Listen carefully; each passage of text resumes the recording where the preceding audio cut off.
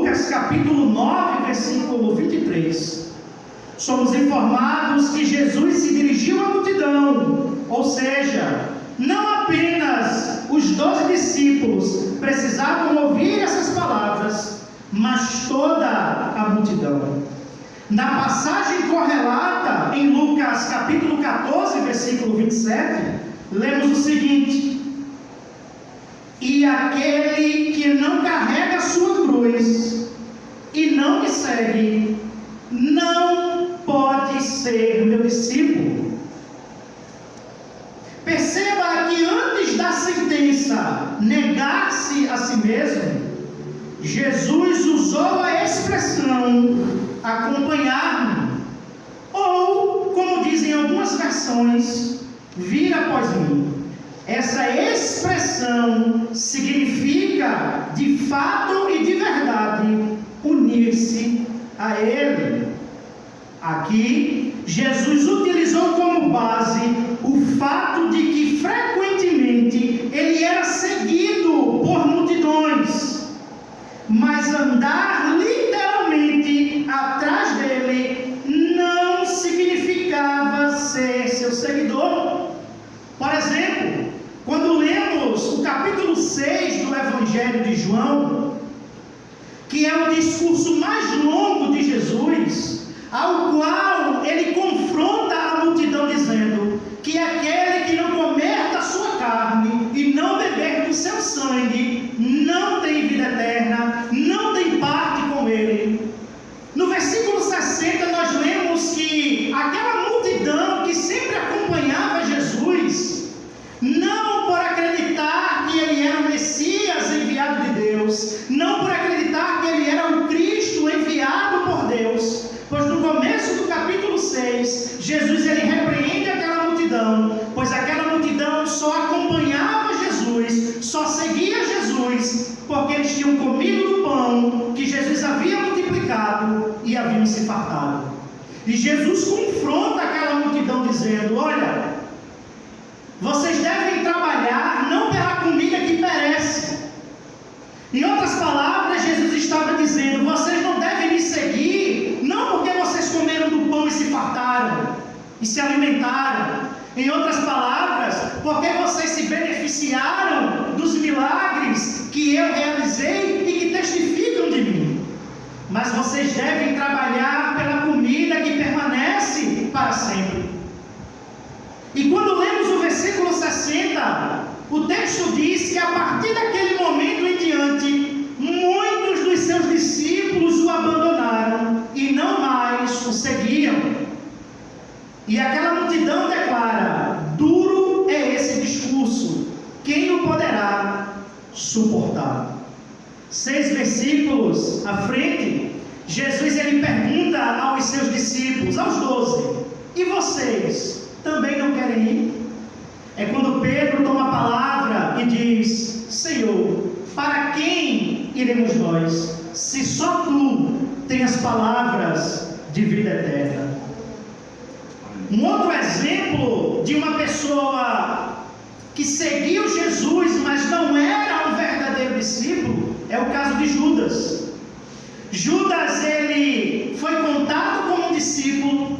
Judas pregou o reino de Deus quando foi comissionado com os demais. Judas fez milagres, porque quando lemos no relato de Lucas, quando eles voltam para dar relatório de tudo que eles fizeram de aldeia em aldeia, eles vêm felizes e alegres dizendo para Jesus: mestre, em teu nome os espíritos malignos se submetem a nós. E aí Jesus diz que eles não deveriam se alegrar por aquilo, mas pelo fato do nome deles estar escrito no livro dos céus. E todos nós sabemos e conhecemos a história de Judas. Ele de fato não era um discípulo genuíno de Cristo, pois seguir Jesus não significa necessariamente que você é um verdadeiro discípulo do Senhor. Talvez você esteja se perguntando: mas pastor, a bem da verdade, o que significa negar a si mesmo? O que esse custo do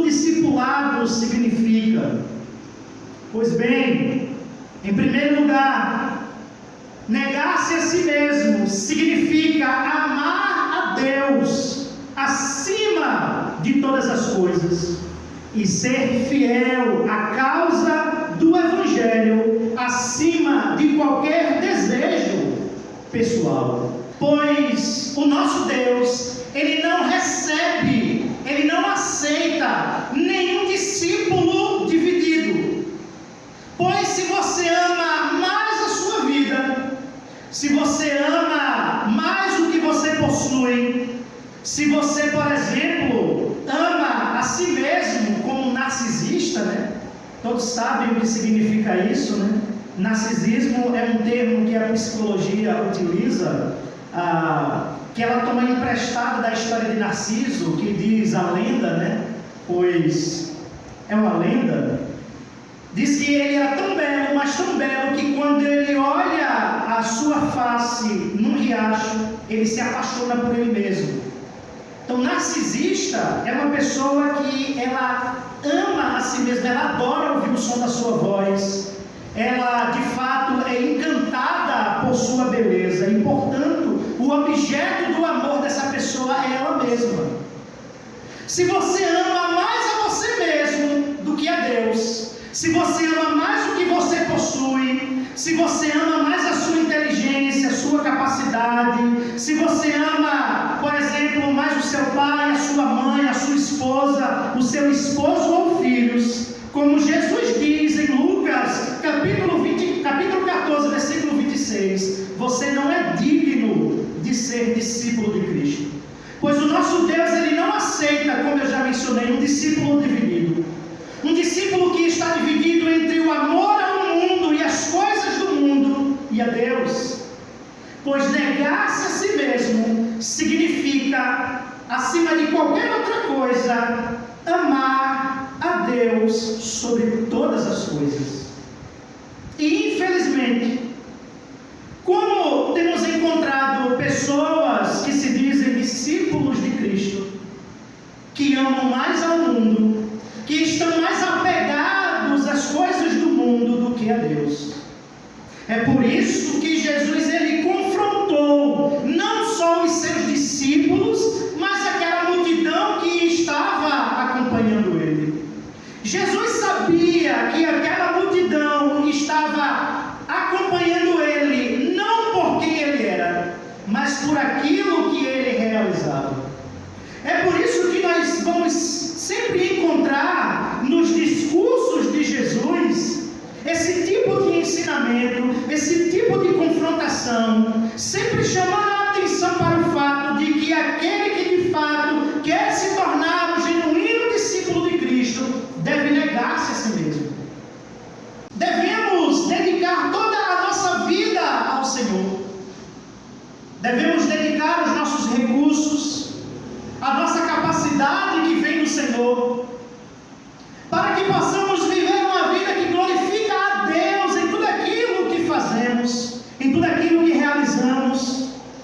Devemos de fato, todos os dias da nossa vida, fazer essa autoavaliação de como temos vivido no reino de Deus como discípulos de Cristo. Será que eu e você de fato temos negado a nós mesmos? Será que temos tomado a nossa cruz? Ou seja, será que estamos dispostos a sofrer pelo Evangelho? No Brasil, queridos irmãos, é muito fácil servir a Deus, é muito fácil ser um cristão no Brasil. Pois, a bem da verdade, não temos, e graças a Deus por isso, sofrido perseguição por causa do Evangelho. Diferente dos nossos irmãos que vivem nos países da janela 1040, nos países muçulmanos, onde é proibido sequer você mencionar que é um discípulo de Cristo, pois a punição é a morte. Essa liberdade que temos aqui de poder cultuar a Deus de portas abertas é uma bênção. E talvez seja por isso que não temos dado o devido valor a essa liberdade que temos. É muito fácil no Brasil alguém levantar a mão e dizer: que é um servo de Deus, é muito fácil. Difícil mesmo é viver uma vida de autonegação, de todos os dias da nossa vida sermos confrontados por essa palavra, que devemos amar a Deus e ser fiel à causa do Evangelho acima de qualquer desejo pessoal. Aqui e acolá nós somos informados que alguma personalidade do meio secular se tornou um cristão, um cantor do mundo secular se tornou agora um cantor gospel. E muitos têm feito isso porque não têm encontrado mais mercado no meio secular e agora acabam se aventurando no meio gospel. Percebam, com a intenção de ganho pessoal.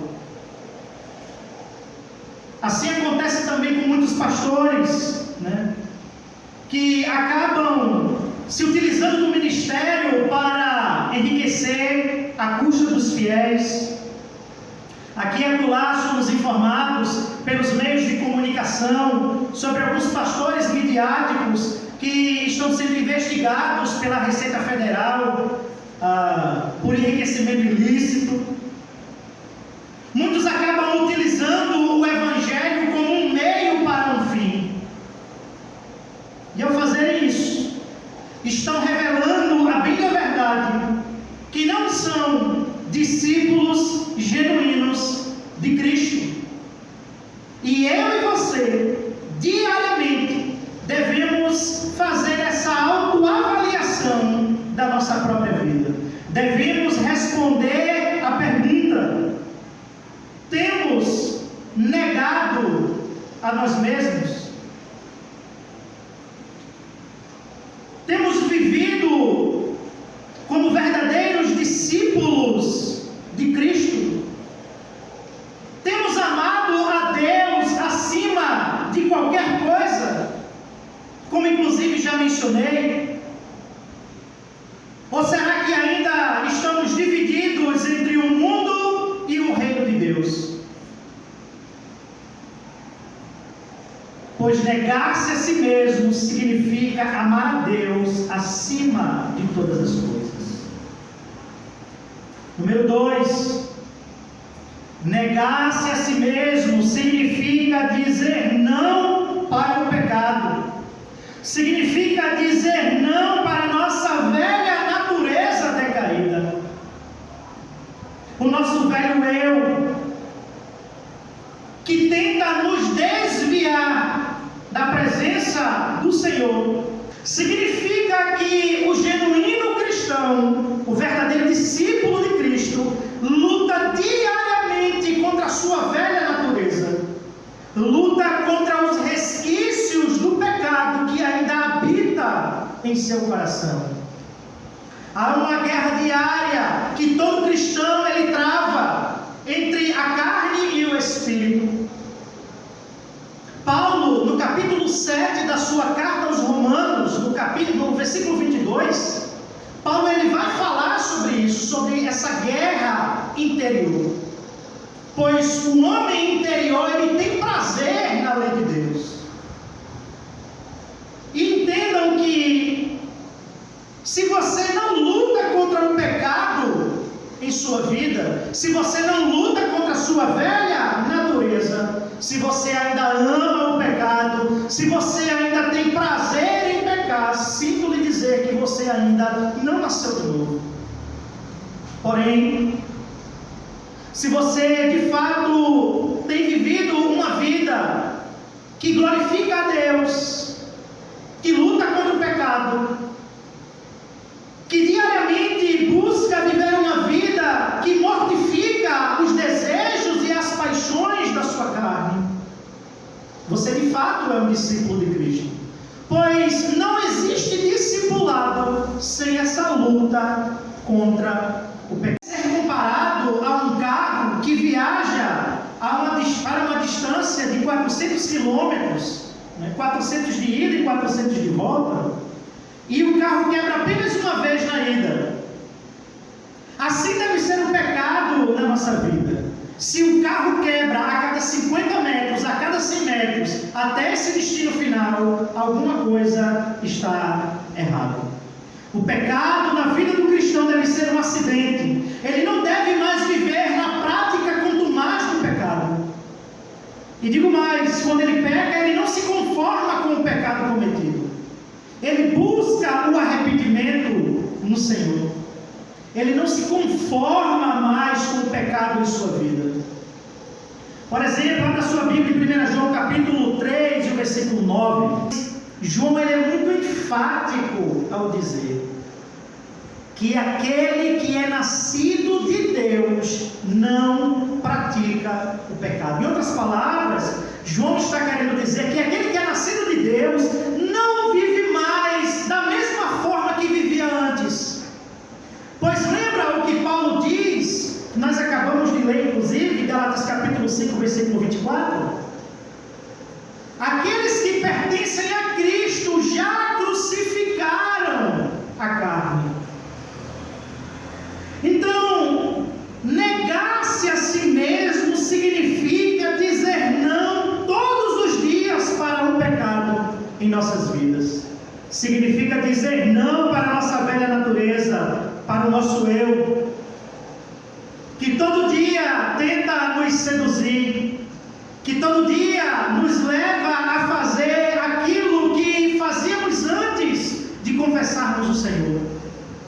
É por isso que eu sempre estou batendo nessa tecla, e nos últimos domingos eu acabei fazendo essa série sobre os meios de graça. É por isso que todos nós, queridos irmãos e irmãs, devemos diariamente ler e meditar na palavra do Senhor, pois a palavra de Deus irá fazer com que eu e você resistamos ao pecado.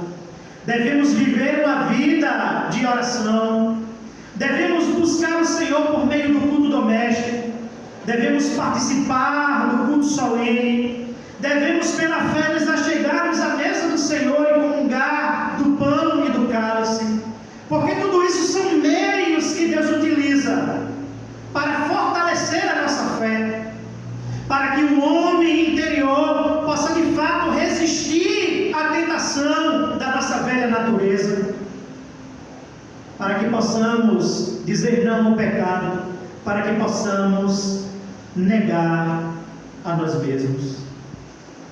Por último, negar a si mesmo significa renunciar a toda essa confiança, capacidade de obras. Infelizmente, há crentes que pensam que porque fazem boas obras serão salvos, e não aprenderam que realizar boas obras não é causa de salvação. Ninguém é salvo por aquilo que faz, ninguém é salvo porque dá de comer a quem tem fome, porque dá de beber a quem tem sede, porque vestiu aquele que estava nu, porque foi visitar o que estava enfermo. Ninguém é salvo por causa de boas obras, muito pelo contrário, somos salvos para as boas obras. As boas obras não são causa de salvação, são o resultado dela. Abra sua Bíblia em Efésios, e eu já estou concluindo. Efésios capítulo 2, de 8 a 10. Paulo diz aos Efésios, capítulo 2, versículos de 8 a 10: Pois vocês são salvos pela graça, é um favor imerecido, não há mérito nenhum da nossa parte no que tange a nossa salvação. Do começo ao fim, a salvação é obra exclusiva de Deus. A palavra graça significa isso, favor imerecido, porque o que eu e você merecíamos era condenação eterna. É por isso que Deus é amoroso, é por isso que Ele demonstrou amor, porque Ele salvou homens e mulheres pecadores que não mereciam salvação. Pois vocês são salvos pela graça por meio da fé. A fé é um meio instrumental, é um dom de Deus também. E isto não vem de vocês, é dom de Deus, não por obras, para que ninguém se glorie, porque somos criados de Deus, somos criação de Deus, realizada em Cristo Jesus, para fazermos boas obras, as quais Deus preparou antes para que nós as praticássemos. Então, queridos, negar a si mesmo significa renunciar a essa confiança que muitas vezes nós somos tentados a ter em nós mesmos, na nossa religiosidade, na nossa capacidade de obras, pois nós devemos entender que a salvação depende exclusivamente do favor de Deus, da graça do Senhor, da sua infinita misericórdia, e que todos os méritos do que temos e do que somos pertencem tão somente a Jesus Cristo. Então, negar a si mesmo significa renunciar a essa confiança que muitas vezes somos tentados a ter em nós mesmos. Devemos confiar no Senhor, devemos confiar na graça de Deus que nos alcançou, que olhou para nós nos nossos muitos pecados e teve compaixão e misericórdia de todos nós que caminhávamos a passos largos para a condenação eterna. A graça de Deus em Cristo Jesus nos resgatou do império das trevas e nos transportou para um maravilhoso reino da sua luz. Por isso, eu e você, todos nós, devemos viver diariamente essa vida de autonegação. Devemos negar a nós mesmos, amando a Deus sobre todas as coisas, lutando contra a nossa velha natureza e dizendo não para o pecado, e renunciando a essa confiança em nossa própria capacidade, religiosidade e obras, pois a salvação depende exclusivamente da graça do Senhor. Que esta palavra nessa noite possa abençoar a sua vida, que você possa guardar essa palavra em seu coração e viver todos os dias de sua vida até o dia da vinda do nosso Senhor e Salvador Jesus Cristo, ou quando você morrer para se encontrar com Cristo, que você possa viver à luz dessa verdade. Aquele que quer acompanhar Jesus, se você de fato deseja ser um verdadeiro discípulo de Cristo, negue-se a si mesmo, tome a sua cruz e o siga.